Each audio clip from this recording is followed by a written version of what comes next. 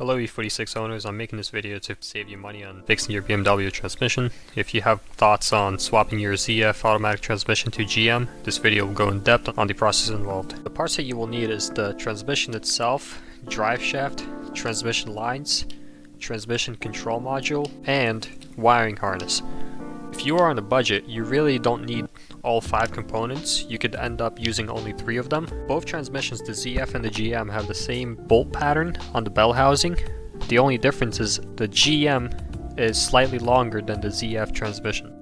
This means that you will need a shorter drive shaft to work with your new GM transmission.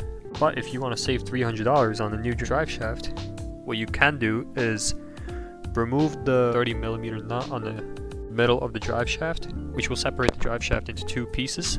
On one of them, where the nut was threaded on, you can cut off the threads, and this way you won't be able to reinstall the nut again, but you'll be able to adjust the length of the drive shaft, making it shorter.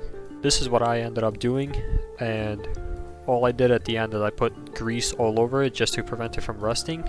I've been driving the car for 3,500 miles and so far no issues. Next is the transmission fluid lines. Those are slightly different on the GM transmission versus the ZF, the way they connect at the end to the transmission itself. What I ended up doing is cutting the shorter line and adding on a rubber hose with 2 clamps on each side. Some people say that the transmission fluid will burn right through it, but so far I've been driving the car for 3,500 miles and the hose is not swollen or anything, and everything seems to work fine. To finish that off, you will need to fabricate a letter H with a circle in the middle that will hold the lines to the transmission itself.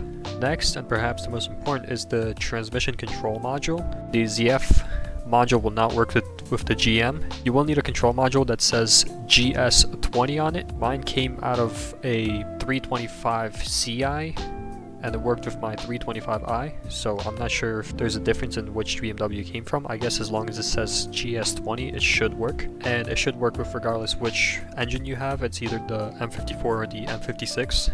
Lastly, you will need new wiring harness. You can just buy the wiring harness that came from a M54 with a GM transmission. All you need out of that line is just the transmission connector itself. So once you get the whole harness, all you need to do is remove the sheeting and you just take the connector that goes to the transmission. And I believe there are 4 wires that you will need to cut, 2 of them being yellow and black, and the others I'm not really sure, but you could color match them and they will work. The transmission connector will just connect to the GM transmission and plug right into the GS20 transmission control module. The only difference is you will have to wire 4 wires, I believe, and it's the black and yellow. Now some people say that for those you can't color match them, you have to put black to yellow and yellow to black. For me, that didn't work. Instead, my car just didn't even let me put it into gear until I wired it back to colors